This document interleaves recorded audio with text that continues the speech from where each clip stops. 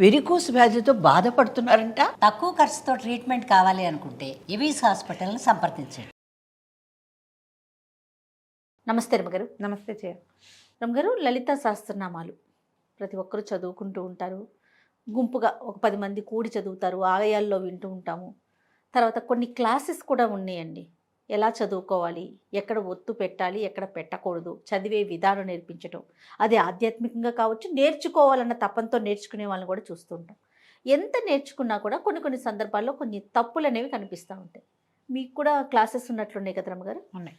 Correct చేస్తారా లేకపోతే ఏం చేస్తారు మీరు మీ క్లాస్లో? కరెక్ట్ చేస్తాము, సరిగా చెప్తాము. మీరు చదివి వాళ్ళకి వినిపిస్తారా? ఒక శ్లోకం చదివి శ్లోకం యథాతథంగా వాళ్ళతో 2 సార్లు చెప్పించి ఎక్కడెక్కడ తప్పులమ్మా అక్కడ థా రాకూడదు, ధారావలి, ధారాకూడదు, ఫార ఇలా చెప్పాలి. విసర్గ పక్కన పా ఉంటే ఇలా పలకాలి, కా ఉంటే ఇలా పలకాలి, అలా అనకూడదు. ఇది మొత్తాన్ని కలిపి పలకాలి, విరవకూడదు. ఇది మొత్తం ఒకే నామం. ఇలాంటి క్లారిటీ. ఓకే, దాని భావం కూడా మాట్లాడుకుంటారండి? భావాలు సాధారణంగా అంటే పెద్ద క్లాస్గా కాదు కానీ ఇంచుమించుగా కొంత మటుకు చాలా అంతరార్థం ఉందనుకో, దాని బ్రీఫ్గా ఒక వాక్యంలో కొంచెం సులువుగా సౌందర్య వర్ణన అది అనుకో, అమ్మవారిని వర్ణిస్తారు. ఆమె ఇలా ఉంది, ఇలా ఉంది, నామాలు ఉంటాయి కదా కొన్ని, వాటిని బట్టి అమ్మవారిని వర్ణించే నామాలు వాటిలలో అవి అర్థం చెప్పేస్తాం. అలా వెళ్తుంది పాఠం. ఓకే, ప్రతిరోజు ఉంటుందా రమగారు మీరు? వారానికి 2 పాఠాలు చేయం. ఎంతమంది ఉంటారు? ఉన్నారు చాలా మంది. కానీ ఎంత అన్యాయం రమగారు ఇది. మిమ్మల్ని ఎన్ని రోజుల నుంచి అడుగుతున్నాను నేను. మాకు లలిత, అందుకని ఇంత డీటెయిల్గా అడుగుతున్నాను అసలు మీరు ఏం చేస్తున్నారని. లలిత 1, విష్ణు సహస్రనామాలు. అసలు విష్ణు సహస్రనామాలు అయితే నేను అడిగి 2 సార్లు ఎవరైనా అడుగుతారా మిమ్మల్ని? లలిత కూడా రమగారు. ఈసారి మాత్రం నేను ఊరుకునేది లేదు, కెమెరా ముందు అడుగుతున్నాను. డెఫినెట్గా మాకు లలిత మీరు చెప్పాలి. ఒక శ్లోకం చెప్పి దానికి అర్థం అందరికి అర్థం కావాలి. అది కావాలి. చూద్దాం, చూసి మంచి రోజు చూసి స్టార్ట్ చేద్దాం. ఎలా అంటే జయ, లలితా సహస్రనామం కానీ విష్ణు సహస్రనామం కానీ ఇవి ఏ నామానికి ఆ నామం కదా. అవును. ఒక శ్లోకంలో అది మొత్తం కలిపి ఒక తాత్పర్యం ఉండదు. ఇప్పుడు నువ్వు రామాయణం అనుకో, రామాయణంలో ఒక శ్లోకానికి తాత్పర్యం ఉంటుంది, కథ నడుస్తుంది. కాబట్టి అవును, ఈ నామాలు ఉండే చోట స్తోత్రంలో సాధారణంగా నామాలు విడివిడిగా ఉన్న చోట్ల అయితే కనుక అట్లా అర్థం వెళ్ళదు. ప్రతి నామానికి ఒక అర్థం ఉంటుంది. ఒక శ్లోకంలో 6 నామాలు ఉన్నవి ఉంటాయి, 3 నామాలు ఉంటాయి, 2 నామాలు ఉన్నవి కూడా ఉంటాయి. అవును, వీటికి అంతరార్థము తాత్పర్యము చెప్పడం కష్టము. ఇప్పుడు ఇండివిజువల్ పాఠం ఇంటర్లింక్ ఉంటాయి, ఇంటర్లింక్ ఉండవంట. ఇంటర్లింక్ ఉంటే చెప్పడం సులువు. రామాయణం, భారతం, భాగవతం శ్లోకం చదివి తాత్పర్యము ప్రతిపదార్థం చెప్పుకోవచ్చు. నామాలతో శ్లోకం ఏర్పడిన ఉన్నాయి కదా, లలితా సహస్రనామం, విష్ణు సహస్రనామం, లక్ష్మీ అష్టోత్తరము, వీటికి అలా అర్థం చెప్పడం కష్టం. ఎక్కడైనా మన ప్రవచనాలు అవి చెప్పేటప్పుడు గురుగారులు అంతా చెప్తారు కానీ నేను నామంగా వెళ్తాను. కానీ పాఠం చెప్పటం వేరు, వీడియో చేయటం వేరు, పరిధి ఉండదు. మనం ఇంత ఫ్రేమ్ ఉండాలి కదా. మనకి 10 నిమిషాలు, 8 నిమిషాలు వీడియో, 14 నిమిషాలు అనుకో, ఆ ఫ్రేమ్లో కుదరదు. మనం ఎలాబరేట్గా చెప్పేటప్పుడు, పాఠం చెప్పేటప్పుడే ఇది కుదురుతుంది. అందుకని దాని జోలికి వెళ్ళదు. ఇప్పుడు సౌందర్యలహరి అనుకో, నువ్వు అడిగినట్టు సౌందర్యలహరిలో ఒక శ్లోకము ముక్తకాలు, ఏ శ్లోకానికి ఆ శ్లోకం ఉన్నప్పటికీ శ్లోకంగా మొత్తం కలిపి ఒక తాత్పర్యం వస్తుంది. నామాల విషయంలో అది కుదరదు. ఓకే, ఒక పని చేద్దామండి. మీరు పాఠం చెప్తున్నామనే అనుకోండి, దాన్ని మాత్రం మేము రికార్డ్ చేసుకుంటాం ఖచ్చితంగా. నాకైతే లలిత అండ్ విష్ణు సహస్రనామాలు మీ దగ్గర నుంచి కావాలి రమగారు. భగవదేచ్ఛమ్మ, భగవంతుడు ఎప్పుడు అమ్మవారు కరుణిస్తే అప్పుడు. సంస్కృతం చదువుకున్నారు మీరు. మీలాంటి వారి దగ్గర నుంచి వింటే ఒత్తులు, పొల్లులు, తప్పులు లేకుండా ఆ భావం అనేది కరెక్ట్గా, ఆ పదాన్ని కరెక్ట్గా పలకటానికి ఒక అవకాశం ఉంటుందండి. ప్లస్ పర్మనెంట్గా ఉండిపోయేవి కదా రమ్మగారు. ఎవరికైనా ఎప్పటికైనా చూసి విని నేర్చుకోవటానికి ఒక అవకాశం. బుక్స్ కూడా ఇప్పుడు రకరకాలుగా మార్కెట్లో మనకు అందుబాటులో ఉన్నాయి. కొన్నిట్లో తప్పులు ఉంటాయి, ఒప్పులు ఉంటాయి. అది ఎట్లా చూస్ చేసుకోవాలండి? మనకి ఎట్లా తెలుస్తుంది రమ్మగారు? మనం చాలా చోట్ల ఉంటాయి జయ. ప్రతి వాళ్ళు ప్రింట్ చేసి ఇచ్చేస్తారు పుస్తకాలు. ఈ మధ్య పెళ్ళిళ్ళల్లో, ఏదైనా ఫంక్షన్లలో, దేవాలయాల్లో కనపడుతుంటాయి కదా. మనం ప్రింటర్స్ని చూసుకోవచ్చు. శంకర మఠం వాళ్ళు ప్రింట్ చేసినవి జనరల్గా బాగుంటాయి. ఓహో, స్తోత్రమాలిక అవి చేశారు. వాళ్ళ దగ్గర అక్షరాల తప్పులు ఉండవు, దోషాలు లేకుండా ఉంటాయి. అయితే ఇటీవల నేను ఇంకొకరిని కలిసాను. శ్రీరామ్ సమృద్ధి అని ఒక గ్రూపు. వీళ్ళు శ్రీరామ్ సమృద్ధి దాంట్లో మనకి వెబ్సైట్లో కనపడుతుంది క్లియర్గా. వీళ్ళు ఒక పెద్ద పుస్తకం వేశారు జయ.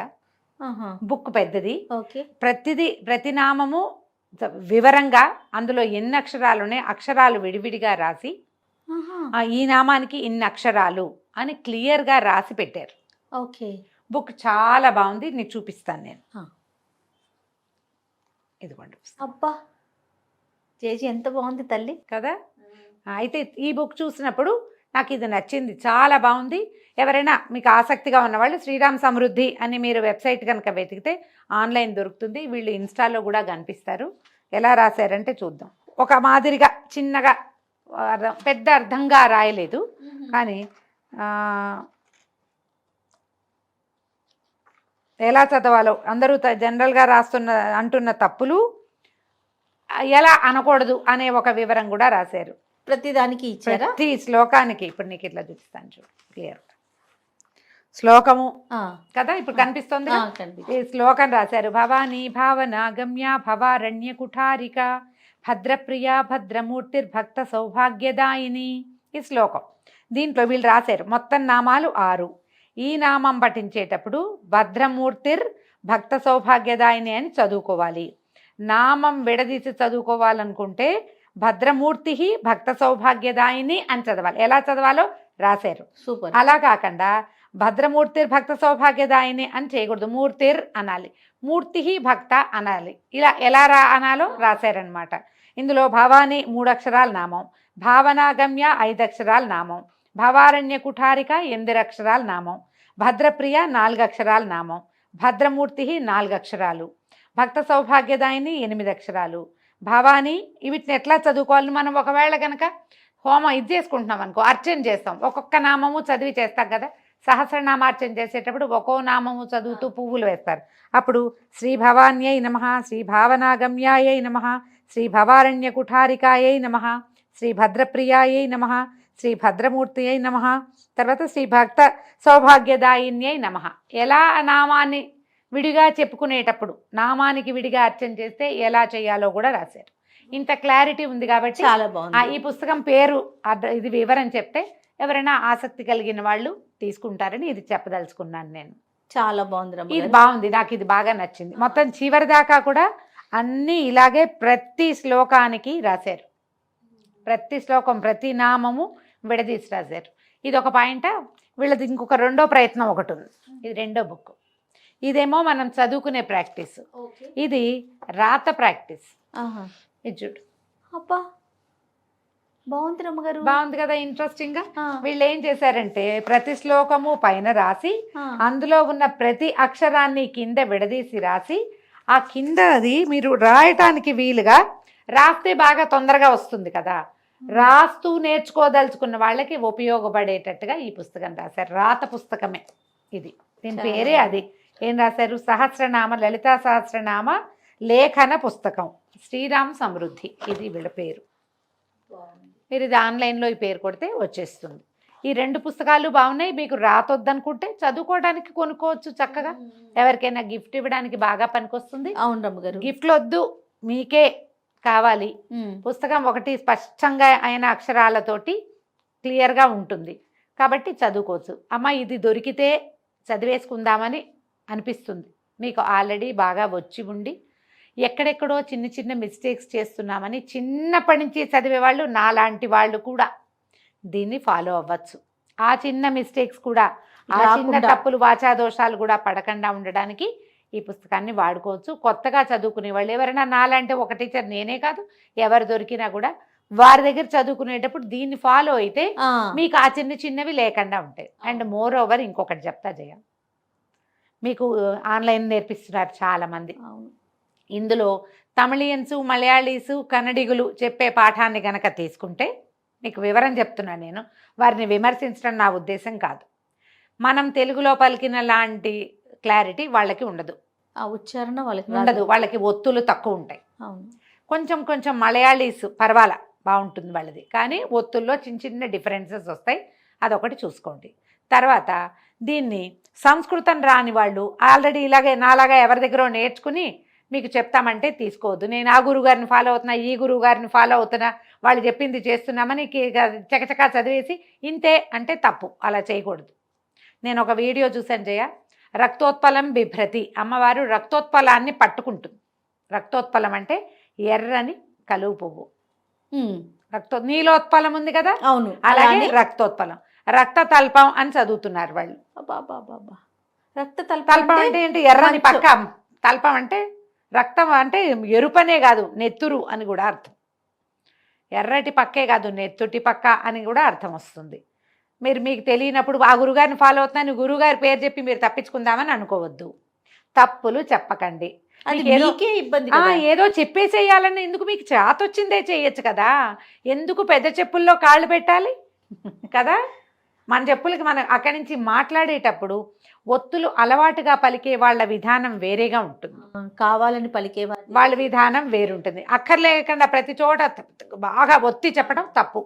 ఇప్పుడు ఆ విధంగా అనకూడదు, థా అని పడేయకూడదు. విధంగా అంటే విధమే అనాలి, విథా అనకూడదు. నువ్వు అక్షరం ఎక్కువ పెట్టినట్టు. నువ్వు ఎక్కువ చెప్పినా తప్పే, అనకపోయినా తప్పే. ఎంత అనాలో అంతే అనాలి. ఆ అంత అనడాన్ని మీరు నేర్చుకోవాలి. నేర్చుకున్నాక ఎవరికైనా చెప్పడానికి ప్రయత్నం చేయాలి. మీరు విని నాకు వచ్చు అని అనుకోవద్దు, చదివి నాకు వచ్చేసింది అనుకోవద్దు. చెప్పుకోండి, ఎవరి దగ్గరైనా నేర్చుకోండి. నేర్చుకున్నాక మీరు చెప్పచ్చు.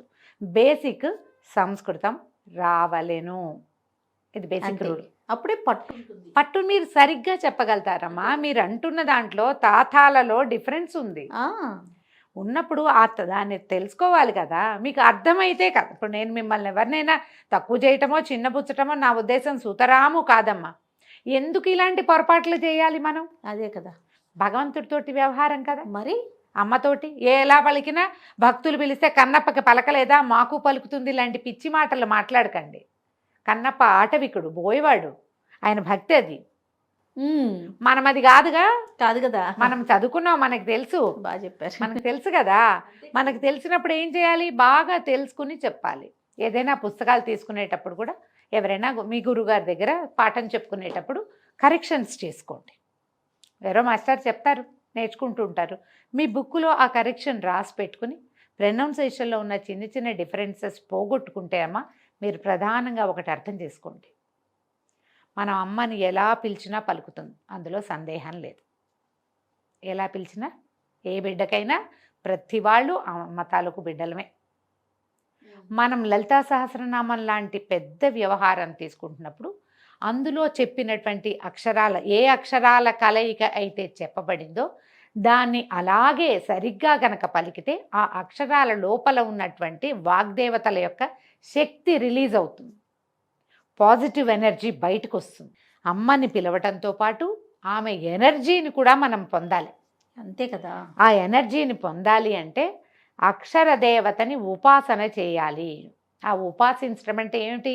ఏదో పూజ చేయమని కాదు, అది ఎలా ఉందో అలా పలుకు, అక్కడ ఏం చెప్పబడిందో అదంటమే ఉపాసనమ్మా, అంతే.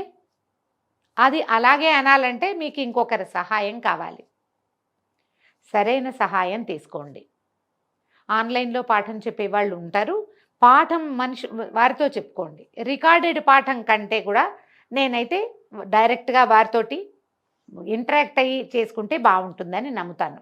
ఎందుకంటే ఇప్పుడు నేను చెప్పాను, నువ్వు నా ఎదురుగుండా కూర్చున్నావు, జూమ్లోనే కూర్చున్నావు, నువ్వు వాట్సాప్ కాల్లో ఉన్నావు, జూమ్ కాల్లో ఉంటావు, ఇంకా ఉన్నాయి కదా బోల్డ్ అని ఆన్లైన్ పాఠాలకి అవకాశం. నువ్వు పలికింది నాకు వినపడితే అమ్మ అట్లా కాదు ఇట్లా అని నేను చెప్తా కదా. నేను ఒకటి చెప్పి నువ్వు ఇంకొకటి నేర్చుకుని ఎందుకు అది పోని ఇందులో ఈ చెప్పే వాళ్ళందరికీ బాగా వచ్చా అంటే ఏమో అది కూడా డౌటే. పాఠం చెప్పే వాళ్ళది ఏంటి, వాళ్ళ స్టేటస్ ఏంటి, వాళ్ళు ఏం తెలుసుకుని చెప్తున్నారో కూడా కనుక్కోండి. అయితే రమ్మగారు, ఇప్పుడు కొత్తగా నేర్చుకోవాలనుకుంటున్నాము, మీరు ఒక పుస్తకాన్ని సజెస్ట్ చేశారు, లేదా కొంతమంది గురువుల పేర్లు గురువుల ద్వారా నేర్చుకోమంటున్నారు. రెండు ఫాలో అవ్వాలా? కొత్తగా నేర్చుకునేవారు ఒకటి చాలంటారా? మీకు తెలుగు సంస్కృతం మీద కొంచెం అవగాహన ఉంటే, చిన్నప్పుడు అంతా బాగా వింటూనే ఉన్నాం, నేనే బాగా నేర్చుకోలేదు, మా ఇంట్లో ఉండేది అనుకున్న వాళ్ళు పుస్తకం ఫాలో అవ్వచ్చు. 90% బాగానే వస్తుంది. ఆ 10% కరెక్షన్స్ మెల్లిగా చేసుకోవచ్చు. అలా లేదు నాకేం పెద్దగా రాదు, ఎవరైనా చెప్పాలి అంటే కనుక ఈ పుస్తకం ఫాలో అయినా నేను చేయలేనేమో అని డౌట్ ఉంటే మీరు ఎవరినైనా టీచర్ని తీసుకోండి. ఇప్పుడు బోలెడన్న అవకాశాలు ఉన్నాయమ్మా. జస్ట్ అది మీరు తీసుకుంటున్న అవకాశం ఏమిటో దాని మీద కొంచెం ఆలోచించి తీసుకోండి, అంతే. ఈ శ్రీరామ్ సమృద్ధి పుస్తకం అయితే మాత్రం ఎక్సలెంట్గా ఉంది. నాకు అది రాయటం అక్కర్లా, ఊరికే ఆ పుస్తకం చూస్తే రాయి బుద్ధి అవుతుంది సరదాగా. అదే అందుకని రేపటి నుంచి మొదలుపెట్టి నేను కూడా పౌర్ణమి నాడు మొదలుపెట్టి రాద్దాము. ఓ అందుకని తీసుకున్నారా? అంటే తను పంపించారు వాళ్ళు, అవునులే. వాళ్ళు పంపారు చూడండి అని. బాగుంది. అంతేగా, అంతేగాని ఏదో ఒక పబ్లిషర్స్ ని మనము ప్రమోట్ చేయటం కాదండి ఈ వీడియో ద్వారా. సుతరాము కాదు, అస్సలు అలాంటిది కాదు. ఇది బాగుంది. నన్ను అడుగుతూనే ఉంటారు ఏం చదువు, ఏ పుస్తకం మీరు ఏది ఫాలో అవుతున్నారని. నిన్న కూడా 3-4 ప్రశ్నలు ఉన్నాయి ఇన్స్టాలో, మీరు ఏది ఫాలో అవుతారో చెప్పండి అని. ముఖతహా చెప్తే అందరికీ ఉపయోగపడుతుందమ్మా, వారిని ప్రమోట్ చేసే ఉద్దేశం కాదు, మీకు ఉపయోగపడితే ఉద్దేశంతో చెప్తున్నాను. తప్పకుండా రమ్మ గారు. నమస్తే. నమస్తే జయ.